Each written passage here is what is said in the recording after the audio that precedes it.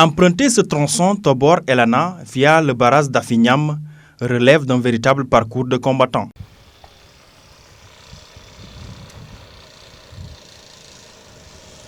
Cette route longue de seulement 30 km environ, impraticable, de la poussière, des nids de poules qui ornent le décor, constituant ainsi un calvaire pour les populations riveraines. Elle déplore. Depuis lors que les Chinois qui ont construit cette route latéritique, jusqu'à nos jours, on vit dans de très grandes difficultés. C'est-à-dire? Bon, pendant l'hivernage et même au moment même où nous parlons, il y a la poussière parce que c'est beau pour faire la traversée, pour aller, avec l'hivernage, c'est un grand calvaire pour faire parce que l'état de la route est très mauvaise. Elle est dégradée et il y a des trous un peu partout et c'est glissant, des fois des accidents, ça cause beaucoup d'accidents, des gens qui tombent en moto, des fois des voitures qui déraillent. Ces populations qui revendiquent leur appartenance au Bluff exigent leur part du gâteau dans le cadre du programme dénommé Boucle du Bluff.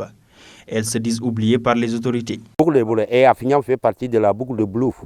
Mais nous, Afignam n'est pas, regarde les autres. Parce qu'il reste les 11 km de Elana à Afignam qui restent jusque-là. Et nous faisons partie du Bluff. Le bitumage de ce petit tronçon permettrait de rallier en un temps record le reste du Bluff.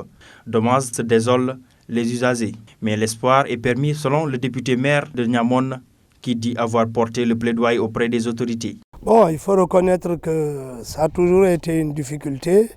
Et ce qui était vraiment dommage, c'est qu'on s'est occupé de la boucle du Bluff, puis la boucle des Kalounaï. Et malheureusement, entre le Bluff et le Kalounaï, se trouve la commune de Niamone qui relie et le Kalounaï et le Bluff.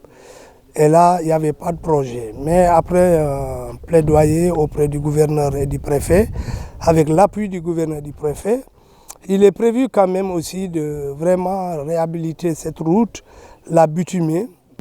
Et nous espérons que cette promesse que nous avons eue va se réaliser, puisque la réhabilitation de la RN4, c'est en ce moment qu'on va tenir compte des routes secondaires, dont celle de la 210 qui fait la boucle de Niamone. La construction de cette route serait un grand ouf de soulagement pour les populations des villages environnants, à savoir Niamone, Kanju, Djandjalat, Djagoben, Banganga, Tobor. Les populations n'attendent que cela.